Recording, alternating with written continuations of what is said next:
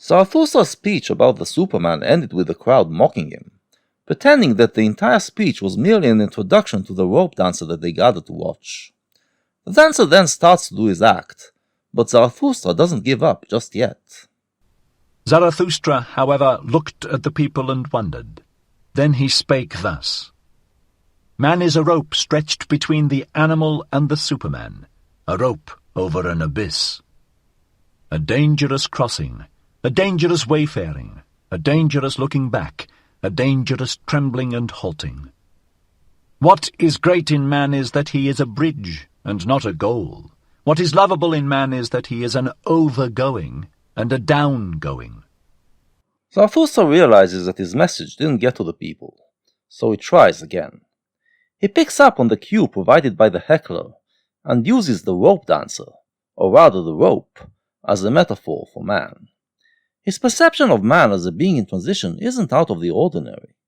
It was actually the prevailing perception in what we commonly call the modern age, an age that started in the late 18th century. The modern mind believed in progress, believed that man is advancing away from his brutish origins and transforming into an enlightened and refined being, a process that will eventually lead to the formation of an ideal human society. So Zarathustra is working within a tradition here, but there is one big difference. While other modern thinkers believe that the progress is done to achieve man's ideal state, Zarathustra puts the ideal beyond man. To him, man is not a being that should be perfected, but rather transcended. So man is not the end goal of evolution, but merely a bridge that leads to the Superman. Zarathustra says that he is both overgoing and downgoing. Overgoing in that he should go above himself and create something higher. Downgoing in that he sacrifices himself in the process to make way for the Superman. Until we fulfill this goal, human existence is a very dangerous one, akin to walking over a tight rope. But we must walk this rope and get to the other side, to the Superman, because if we fail, we will eventually fall into the abyss and perish. I love those that know not how to live except as down-goers, for they are the over-goers. I love the great despisers, because they are the great adorers, and arrows of longing for the other shore. I love those who do not first seek a reason beyond the stars for going down and being sacrifices, but sacrifice themselves to the earth, that the earth of the Superman may hereafter arrive. To succeed in the task of becoming a Superman, we have to realize that man is not the end but the means. Zarathustra praises those who realize that they have to live as downgoers, as beings whose destiny is to sacrifice part of themselves to make way for the Superman. They have to despise what man is, and yearn for something greater. But, as we've already established, that something is not to be found in another world, as it is in religion. It is to be achieved in this world, out of this earth. I love him who liveth in order to know, and seeketh to know in order that the Superman may hereafter live. Thus seeketh he his own down-going. I love him who laboureth and inventeth, that he may build the house for the Superman, and prepare for him earth, animal, and plant, for thus seeketh he his own down-going. Now he sings the praises of science, and more so, of gay science. The justification for scientific research, given by Enlightenment thinkers, was that it will decipher the laws of nature, and thus allow us to devise a better human society. But the idea that human reason can decipher the laws of nature was predicated on the belief that God created us capable of doing so. With the death of God, the belief in our ability to understand nature falls as well. So how can we justify science? Nietzsche's reply was to present a new kind of science, which he called gay science. We shall later discuss what this means, but here we will just point out that Zarathustra describes it as science that will lead to the Superman. I love him who loveth his virtue, for virtue is the will to down-going, and an arrow of longing.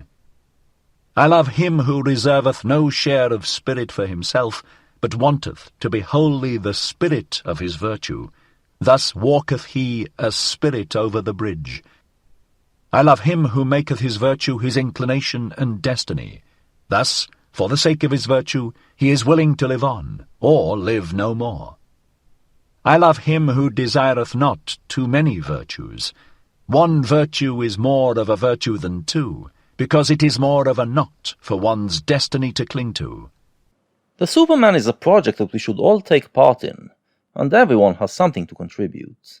Zarathustra doesn't believe that virtue is a universal thing, but that every human is different, so every human has their own ideal and their own virtue. The belief in the universality of man, sometimes called spirit, is something he tells us to reject and want no share in. Everyone should develop their own individuality, make it virtuous, and in this way humanity will evolve. I love him whose soul is lavish, who wanteth no thanks and doth not give back, for he always bestoweth and desireth not to keep for himself. I love him who is ashamed when the dice fall in his favour, and who then asketh, Am I a dishonest player? For he is willing to succumb. I love him who scattereth golden words in advance of his deeds, and always doeth more than he promiseth, for he seeketh his own down-going. I love him who justifieth the future ones, and redeemeth the past ones, for he is willing to succumb through the present ones. I love him who chasteneth his God, because he loveth his God, for he must succumb through the wrath of his God.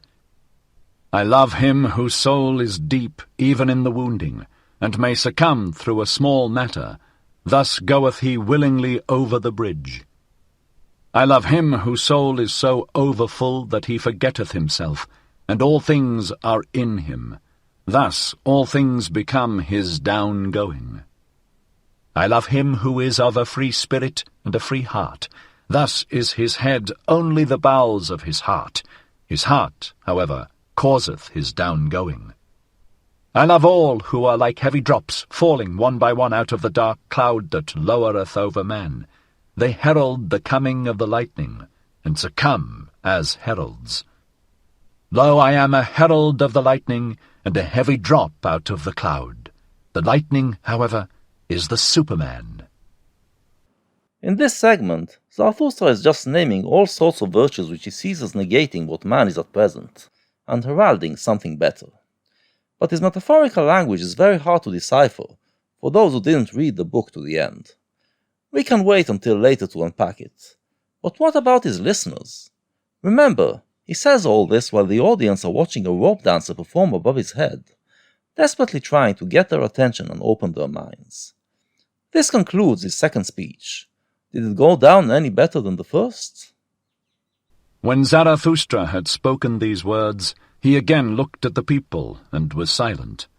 There they stand, said he to his heart. There they laugh. They understand me not. I am not the mouth for these ears. Must one first batter their ears that they may learn to hear with their eyes? Must one clatter like kettledrums and penitential preachers, or do they only believe the stammerer? Predictably, he fails again. Zarathustra realizes that he has taken the wrong approach by talking about the Superman, for these people are unable to comprehend such a lofty idea. He needs to find another way to reach them, something that will be more accessible. They have something whereof they are proud. What do they call it? That which maketh them proud. Culture, they call it. It distinguisheth them from the goatherds. They dislike therefore to hear of contempt of themselves. So I will appeal to their pride. I will speak unto them of the most contemptible thing. That, however, is the last man. He decides that instead of telling people directly that they should feel contempt towards what they are today, an approach that only alienates them, he must try to find a way to awaken this contempt in them. For that, he must first appeal to what makes them proud, and that is their culture, the Western liberal culture, which they believe puts them above the people of the past, or those in other parts of the world. This he will do by talking about what he calls the last man. And thus spake Zarathustra unto the people. It is time for man to fix his goal. It is time for man to plant the germ of his highest hope. Still is his soil rich enough for it, but that soil will one day be poor and exhausted, and no lofty tree will any longer be able to grow thereon.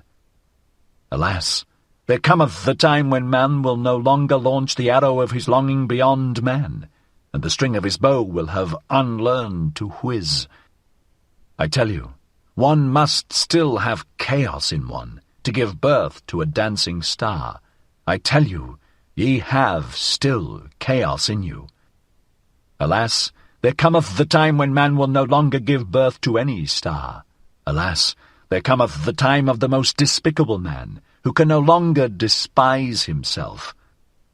Lo, I show you the last man. Zarathustra's new plan, then, is to talk about what will happen to humanity if it continues down the path it is on now. This end product is what he calls the last man. He begins by assuring his listeners that it is not too late to change course.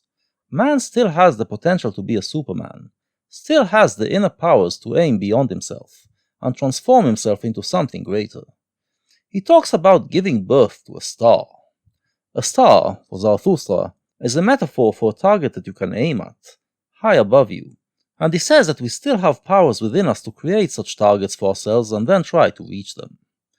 But these powers also create chaos within us, and unrest.